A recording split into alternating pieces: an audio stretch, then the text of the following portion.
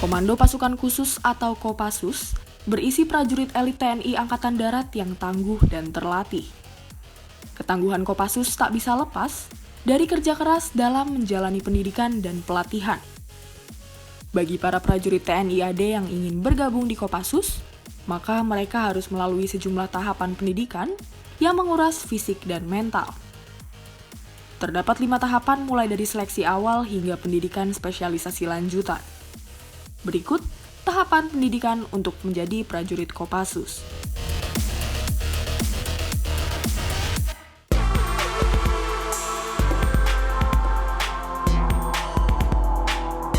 Pertama, tahapan yang menjadi syarat mengikuti pendidikan Kopassus adalah seleksi awal. Salah satu syaratnya, calon prajurit Kopassus haruslah prajurit TNI AD aktif dengan masa penugasan minimal 4 tahun dan sudah pernah dikirim dalam tugas operasi. Lalu, peserta bukan seseorang yang berurusan dengan kasus hukum, serta mendapat rekomendasi dari komandan satuannya. Setelah itu, mereka akan diseleksi secara ketat mulai dari postur tubuh, kesehatan, fisik, wawasan kebangsaan, kesetiaan pada NKRI, hingga tes akademis dan psikologi.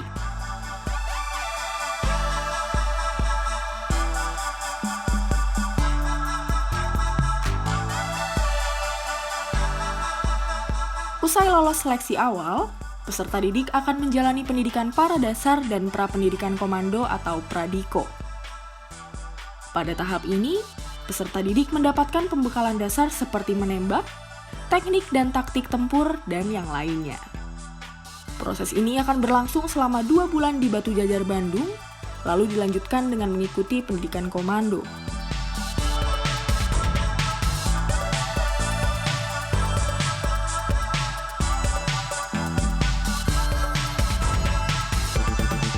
Selanjutnya, peserta didik akan menempuh pendidikan komando selama 7 bulan.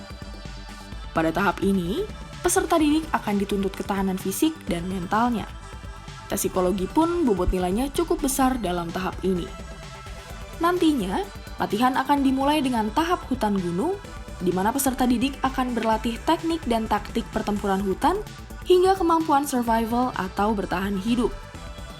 Lalu, tahap ini akan ditutup dengan long march dari Bandung ke Cilacap, Jawa Tengah untuk menjalani tahap rawa laut.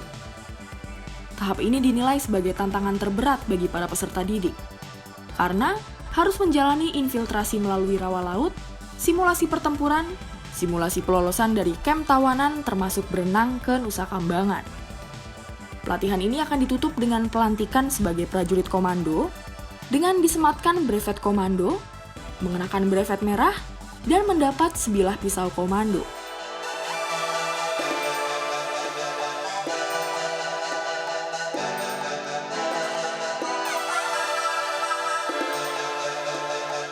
Bagi prajurit yang sudah menyandang brevet komando, maka akan ditempatkan di grup 1 Kopassus yang merupakan satuan para komando. Dalam tahap ini, para peserta didik akan menjalani tes psikologis lagi yang nantinya akan digunakan sebagai rujukan terhadap minat dan kemampuan sebelum mengambil materi spesialisasi dasar. Diketahui, materi spesialisasi dasar tersebut meliputi tembak runduk, pendaki serbu, zeni demolisi, peralatan, perhubungan, dan kesehatan.